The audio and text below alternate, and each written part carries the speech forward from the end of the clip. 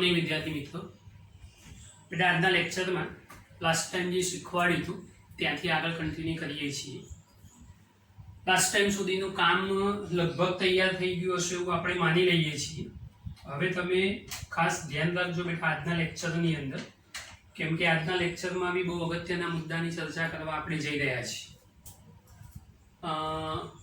બેટા ટાઇટલ જુઓ પહેલા, વિદ્યુત પ્રવાહ ખંડ એના કારણે મળતું ચુંબકીય ક્ષેત્ર બાયો-સાવર્ટના નિયમની મદદથી શોધવાનું છે।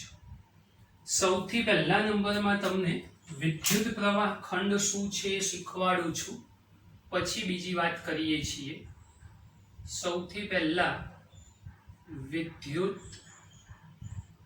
પ્રવાહ ખંડ। હવે વિદ્યુત પ્રવાહ એટલે I કહેવાય।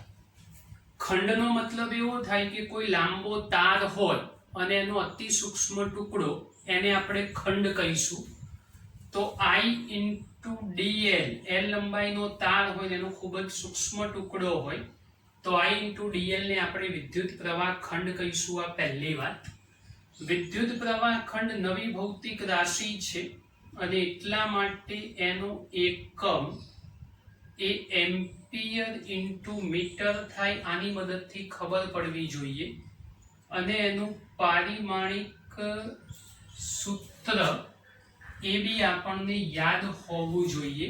એકમ લખાઈ ગયો તો એનું પારિમાણિક સૂત્ર પણ આવડવું જોઈએ। m0 l1 t0 a1 આ પારિમાણિક સૂત્ર તૈયાર થઈ જશે।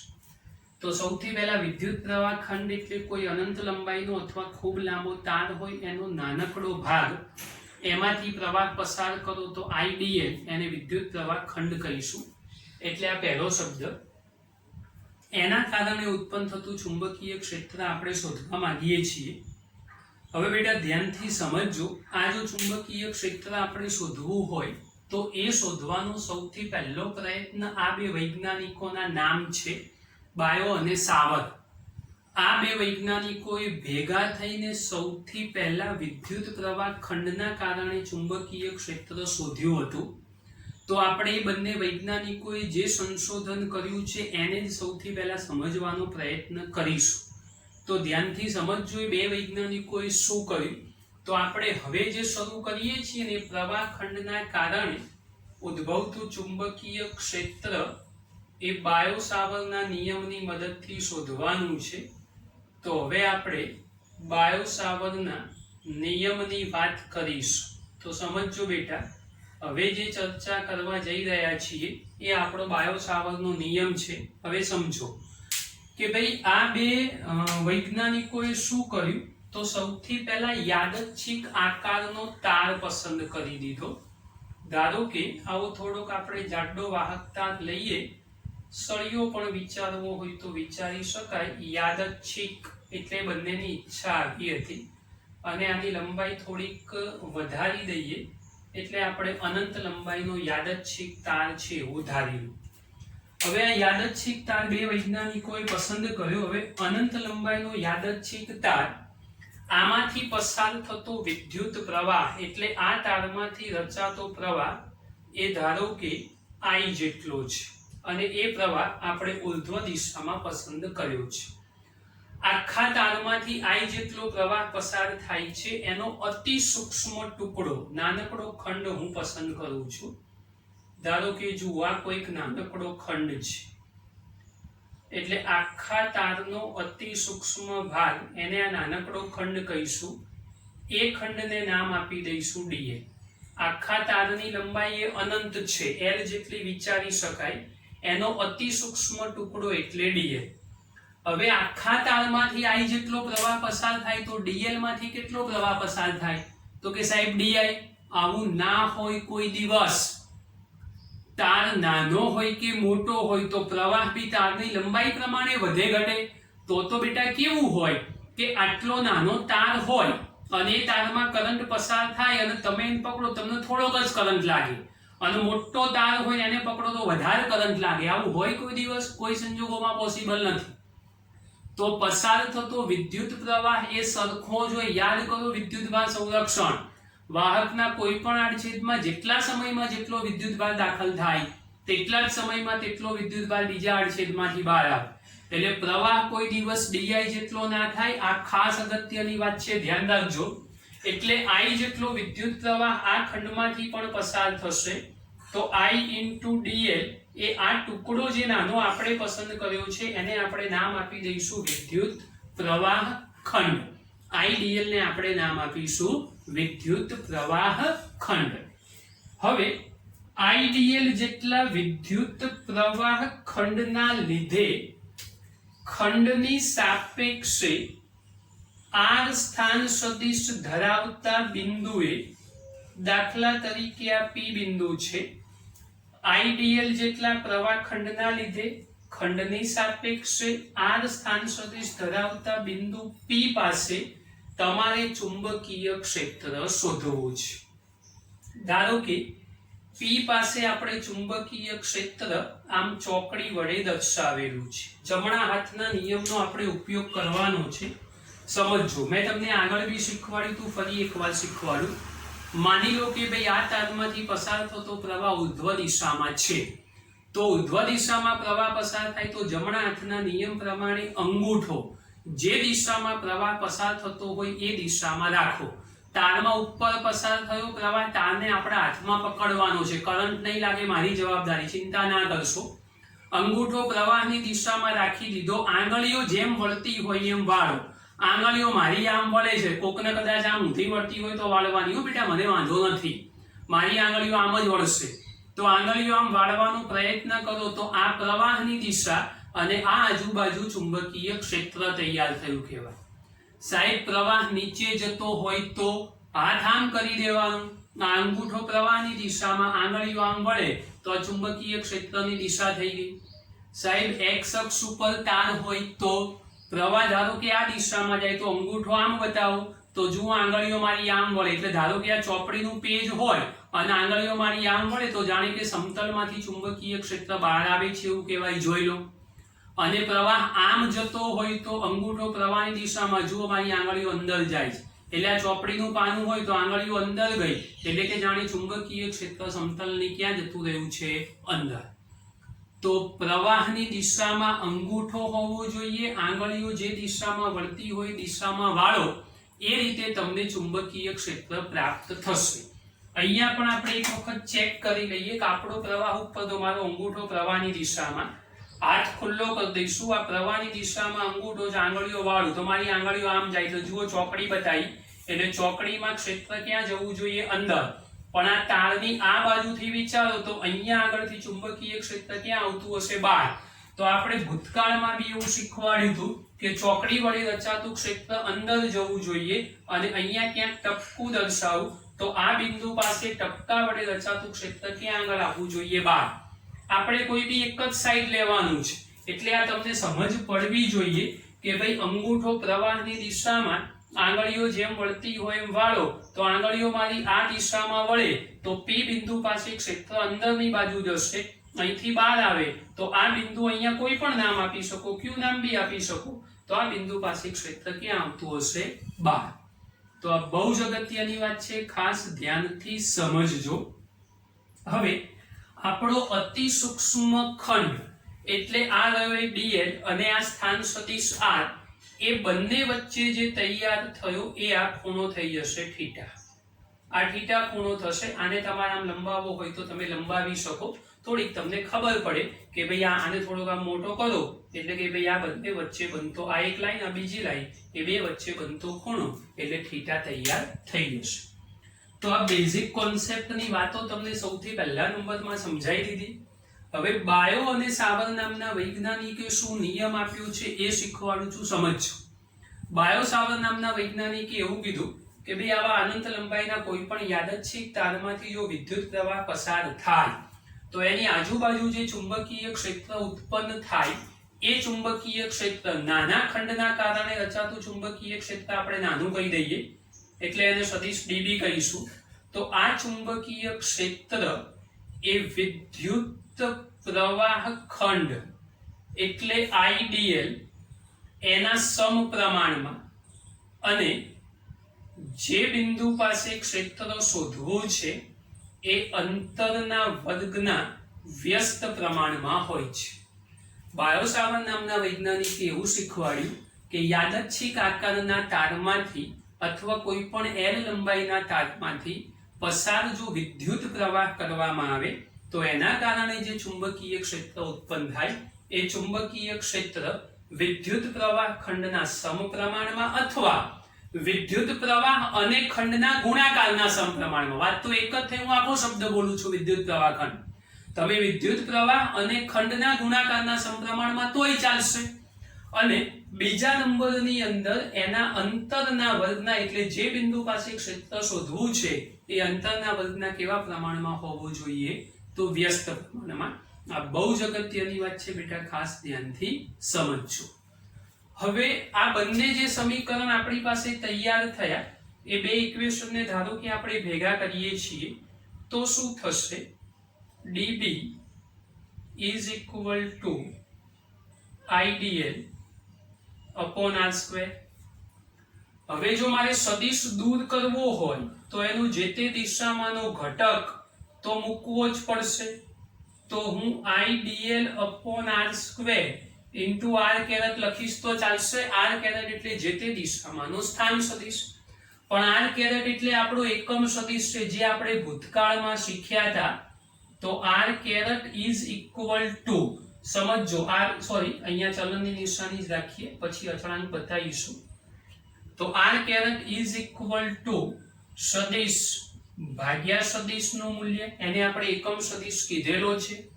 therefore dB proportional to IDL cross R. આ dl ક્રોસ r કરી દીધો, સદિશ બતાવ્યો છે, નીચે r ક્યુબ કરી દઉં તો ચાલે. IDL ક્રોસ r જોઈ લો, I મૂલ્ય છે, I મૂલ્ય છે, dl ક્રોસ r એટલે આને મૂલ્ય સ્વરૂપમાં લઈ લઈએ. આને જો મોડ બતાવવો હોય તો બતાવી શકાય, એટલે આ મૂલ્ય સ્વરૂપ થઈ ગયું, ક્રોસમાં સદિશ r આવી ગયો અપોન r ક્યુબ થઈ ગયો. જો ચલનની નિશાની દૂર કરવામાં આવે તો અચળાંક મૂકવો પડશે, તો એ અચળાંક મૂકી આપું છું. તો dB is equal to mu 0 upon 4 pi into IDL cross R upon R cube, જ્યાં mu 0 upon 4 pi એ અચળાંક છે. એમાં mu 0 ને શૂન્યાવકાશની, યાદ કરો શીખવાડેલી વાત છે, પરમી, મેં એ વખતે બી કીધું હતું કે હું આની ફરી એકવાર ચર્ચા કરી આપીશ. પરમી એબિલિટી, જ્યાં mu 0 is equal to શૂન્યાવકાશની પરમિએબિલિટી, એનું મૂલ્ય 4 pi into 10⁻⁻⁷. હવે એનો એકમ જો શોધવાનો પ્રયત્ન કરો તો અલગથી એકમ શોધવાનો પ્રયત્ન કરવો પડશે આપણે. જોઈ લો, કરી આપું છું. આ ઇક્વેશન છે એ ચલો હમણાં એક કામ કરું, આને બાકી રાખીએ, થોડું સરળ સાદું રૂપ કરી આપું એટલે એકમ જલ્દી ડેવલપ થઈ જશે. હાલ પૂરતું બાકી રાખું છું, મૂલ્ય લખ્યું, એકમ શોધતા શીખવાડું છું, થોડું સમીકરણ સહેલું બને એટલા માટે કરીએ આપણે. તો આ dB વાળું સૂત્ર, આ બે વાતો શીખવાડી દીધી, એકમ મળી જશે.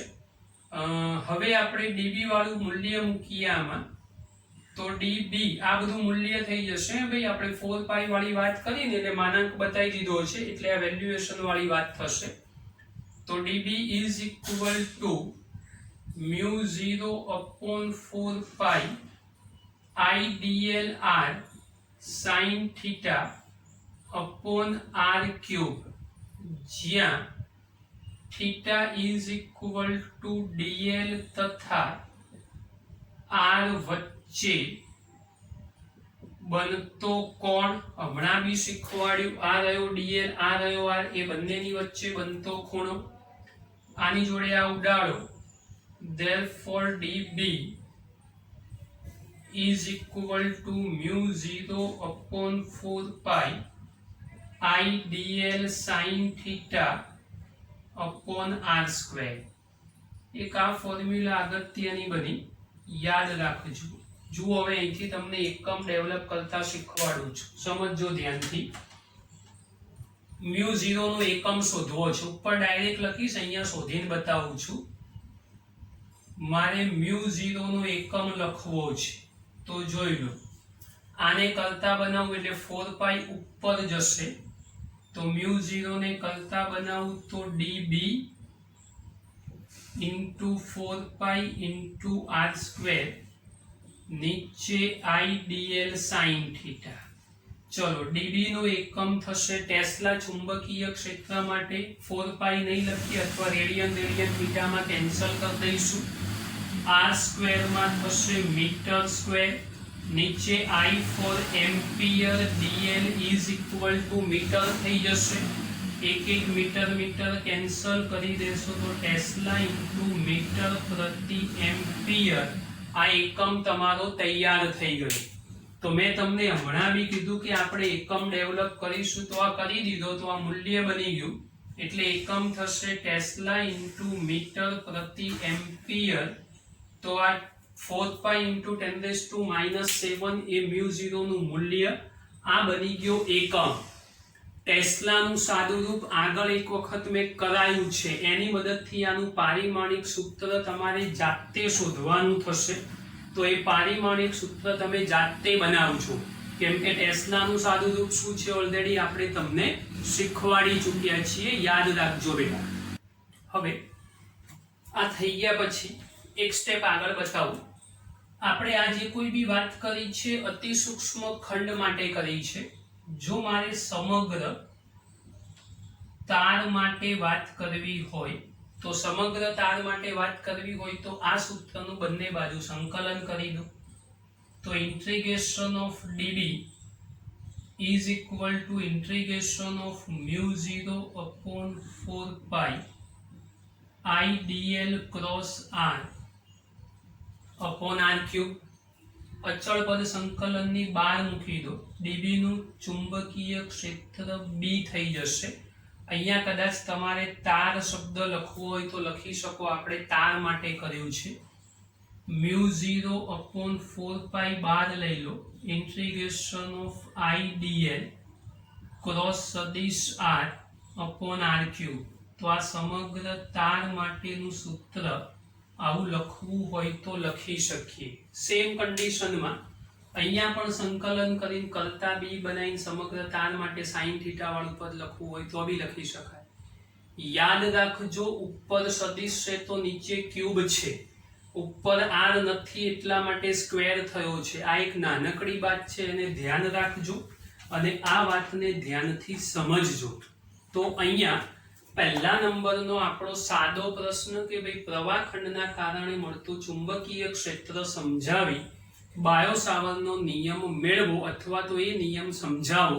तो आ प्राथमिक माहिती बायो-सावर्तना नियमनी आपी छे। हवे एक बीजा नानकड़ा नवा प्रश्ननी चर्चा करीए छीए। चलो बेटा हवे नवा प्रश्न तरफ आगळ वधीए। प्रश्न अहींया छे, ध्यानथी समजजो, बहु अगत्यनी बात है। आ पण बायो-सावर्तनो नियम भण्या एनो उपयोग समझीए। तो बायो-सावर्तनो नियम अने कूलम्बना नियमनी सरखामणी करो। पहला कम्पेरिजन बंने नियमों वच्चे, पछी म्यू 0 ए बायो-सावर्तना नियममां आव्यो अने एप्सिलॉन 0 ए कूलम्बना नियममां आवतो हतो। बे वच्चेनो संबंध मेळव्यो।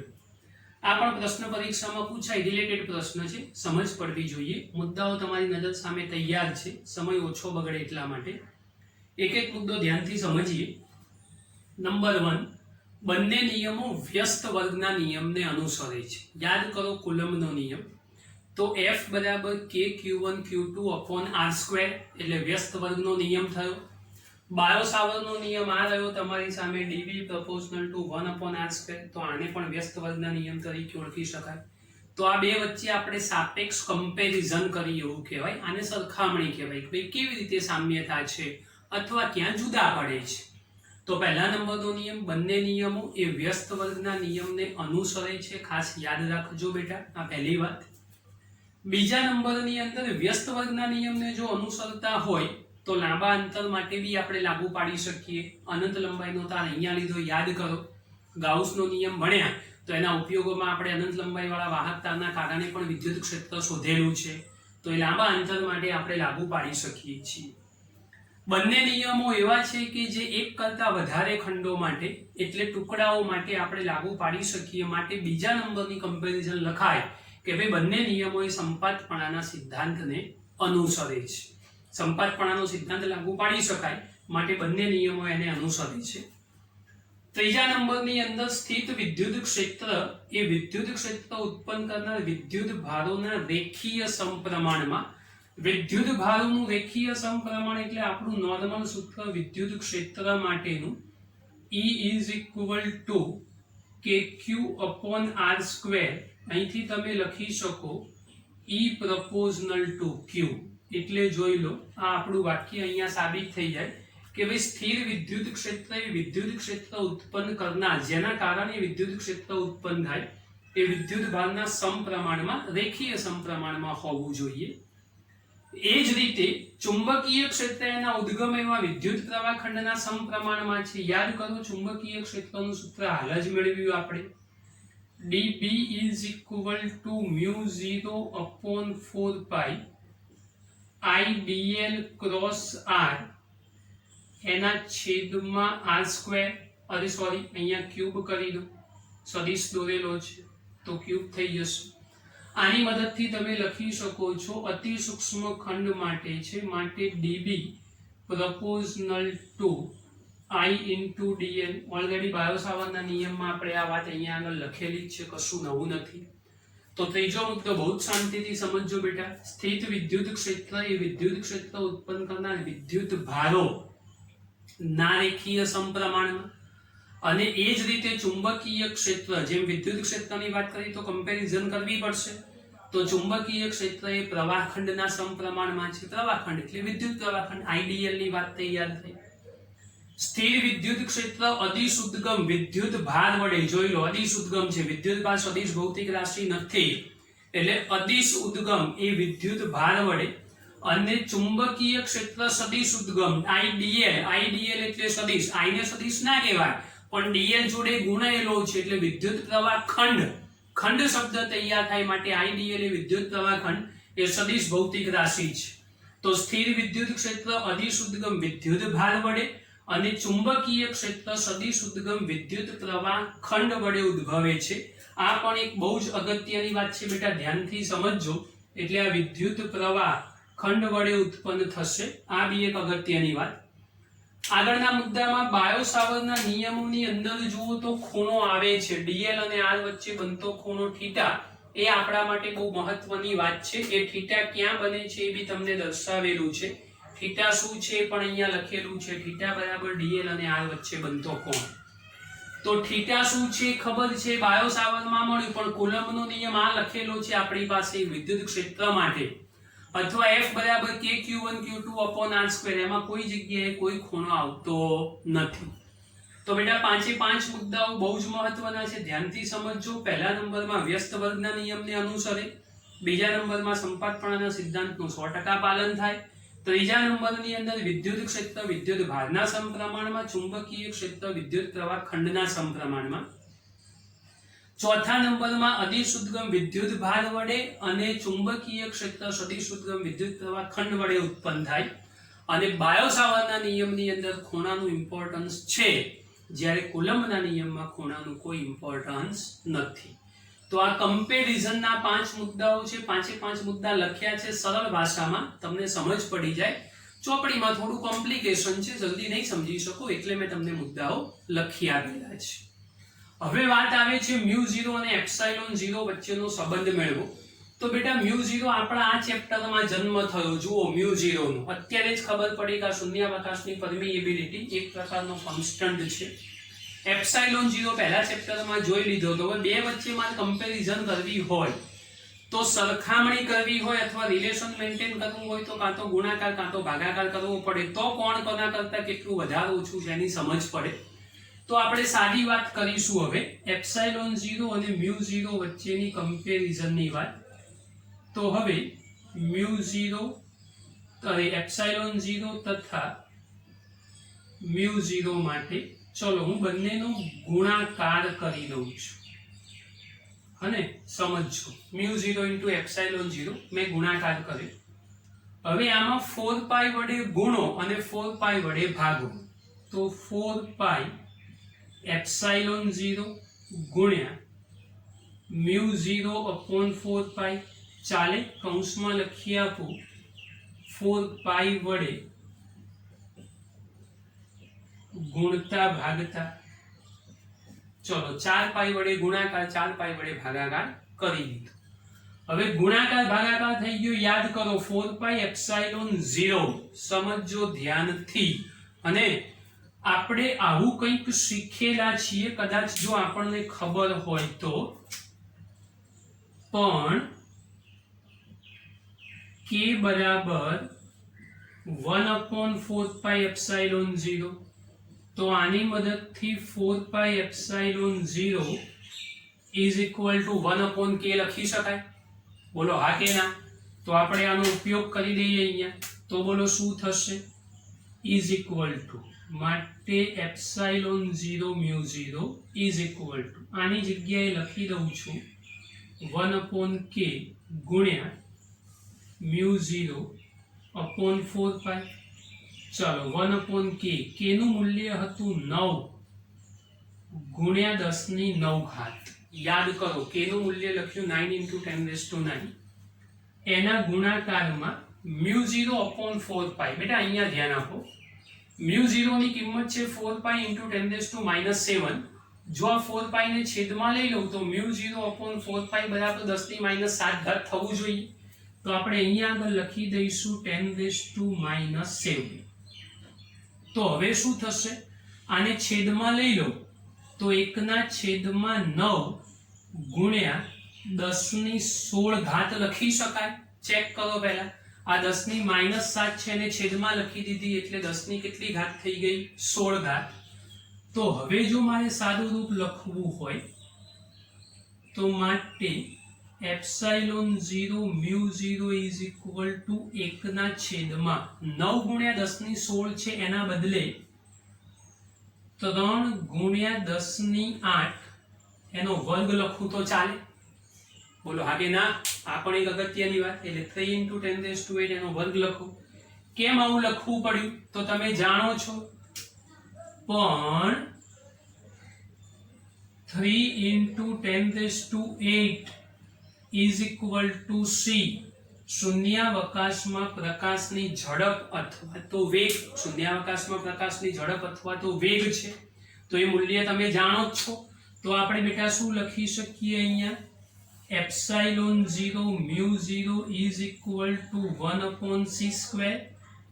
માટે c² is equal two 1/μ0 epsilon 0 અને માટે c is equal to 1/√μ0 epsilon 0.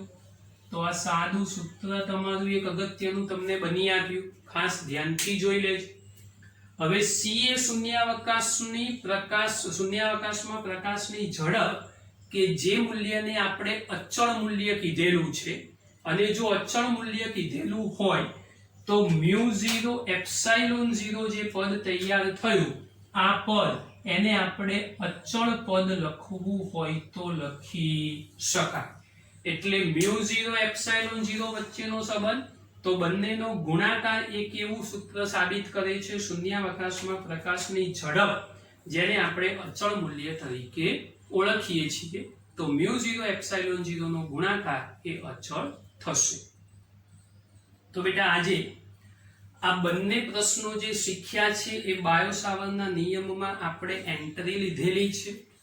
એ બાયો-સાવર્ટના નિયમની જે એન્ટ્રી લીધી એ એન્ટ્રીની અંદર પહેલા બેઝિક બાયો-સાવર્ટનો નિયમ શું છે, એના અંદર આવતો કોન્સ્ટન્ટ એનો એકમ બી સાબિત કર્યો. પારિમાણિક તમારા માટે રાખ્યું કેમ કે ટેસ્લાનું સાદું રૂપ મેં શીખવાડેલું છે. એ પારિમાણિક તમે મેળવજો. આખા તાર માટે કરી અને બાયો-સાવર્ટના નિયમને સૌથી પહેલા સમજી લીધો છે. બીજા નંબરની અંદર આપણી આગળ વધવાની વાત આવી છે તો ભાઈ બાયો-સાવર્ટનો નિયમ એ વિદ્યુત ક્ષેત્ર અથવા વિદ્યુત ભાર માટે ઉદ્ભવતા કુલમ્બના નિયમને કેવી રીતે લાગુ પડે છે, શું કમ્પેરિઝન છે, તો એના મુદ્દા અને છેલ્લે બંને વચ્ચેનો સંબંધ. તો બંને પ્રશ્નો ખૂબ મહત્વના.